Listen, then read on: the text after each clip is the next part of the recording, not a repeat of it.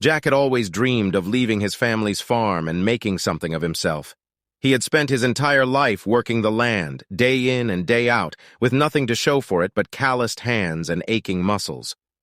But one day, as he was plowing the fields, he stumbled upon a rusty old chest buried in the soil. Curious, he pried it open to find a collection of ancient coins and jewels inside.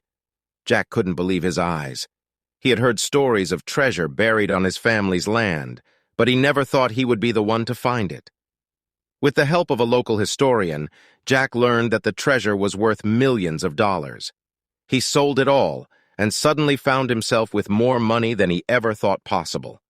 He bought himself a fancy new car and a big house in the city, leaving behind the farm and the life he had always known. At first, Jack was thrilled with his new life. He had everything he had ever wanted and more. He went out to fancy restaurants, bought expensive clothes, and took trips all over the world.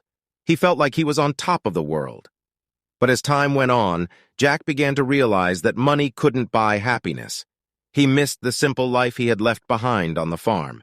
He missed the sound of the birds singing in the morning, the smell of freshly cut hay, and the warmth of the sun on his skin.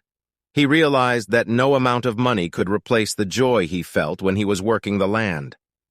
With a heavy heart, Jack decided to sell his city house and move back to the farm. He used his remaining money to invest in the farm, buying new equipment and hiring more workers.